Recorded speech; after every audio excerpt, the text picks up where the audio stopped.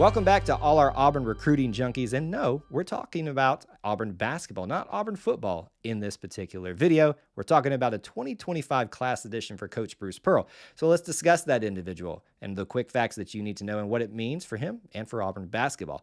I do first want to welcome you back to the channel here at E2C Network, where we share the Auburn experience. We love to talk about Auburn sports, Auburn culture, Auburn family stuff. An easier way to say it, if it's orange and blue, it's what we do.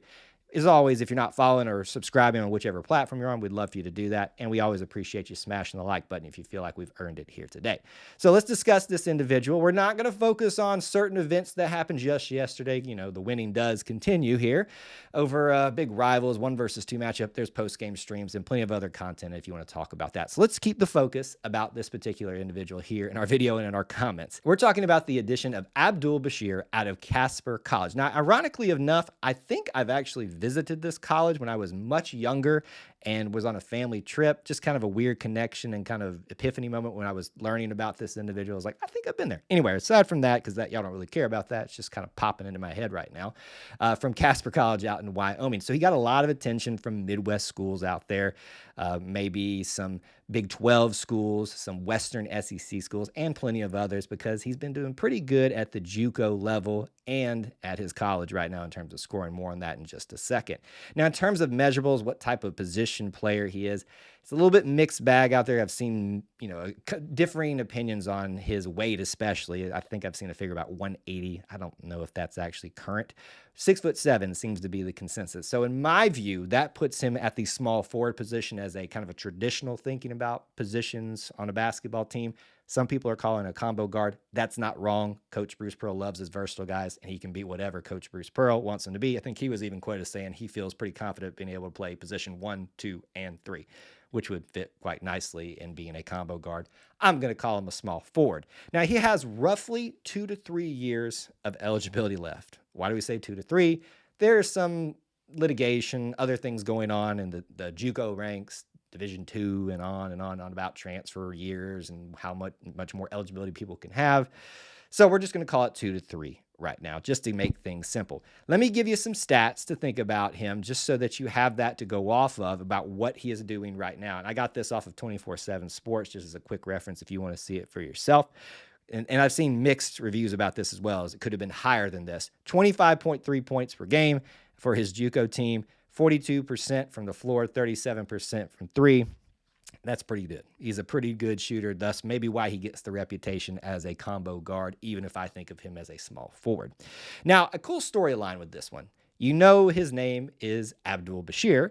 You may remember the name Abdi Bashir, who played for Monmouth, who Auburn played this last year. Seems to me we've heard about that before. Coach Bruce Pearl finding someone he's previously played and bringing them onto their team. Abdul's brother, Abdi Bashir, may be a person of interest to look at in the future. Now, I don't want the focus to be about him in this video. This is videos about Abdul, but you do want to make sure you at least think about that and consider that for the future. It could be a potential storyline to pay attention to coming up. So that's the quick facts, the things that you need to know about him. But let's talk about what it means for him for Auburn basketball potentially. But what we do know is numbers. Numbers currently at the time of his commitment for this particular class. This makes it the 4th total commit in the 2025 class. All the other 3 are signed, though. So he would be the only commitment at this video, not having signed.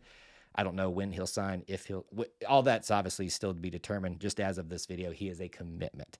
But it also makes him the 2nd small forward type guy in this class. The other 2 would be guards. Now, we've done videos about Simon Powell, about Sebastian Williams-Adams. We've done them about Caden Magwood, and everybody else that's going to be on this particular class probably will be doing those. So check those out as well. But that's at least how I like to think about it, the 2nd small forward in this class. So what does that mean for playing time for him going forward? Thinking about who's going to be here. Well, that's still up in question with what we referenced earlier, JUCO Division II eligibility things that are being figured out right now. You could have guys like Chad Baker-Mazara coming back, but Auburn's going to be losing a lot potentially. But what about his position? I think if Chad comes back, certainly you think that is some playing time that's going to be eaten up right there. You also got Ja'Kai Howard. Again, I'm not trying to pigeonhole players into specific positions. I'm just thinking about what could be likely candidates of who he's competing against. But I think he's going to obviously have a shot to earn some playing time when he arrives here onto campus for Auburn. And if his brother might arrive, that could play a factor into this as well. It'd be a pretty cool dynamic to see that happening. But what does this mean for the class? Obviously, we can make some pretty fair assumptions about that. We've talked about it being the fourth, 2 guards, 2 forwards, small forwards at this point. So logically, you would think you would start seeing a little bit more power forward centers, especially with all that's Auburn losing. So that may be what you see coming forward. But at his position, outside of maybe his brother, you start to think we're starting to fill up at that particular position, although these are versatile players that can be used in a variety of ways, as he even said himself. So I'm not going to, as I like to use this phrase a lot, pigeonhole anybody into a certain spot. Basically, I should just say this. Trevon Reed said it best. We ain't done yet. And I think that's pretty much the case for this class and maybe at this potential position of interest.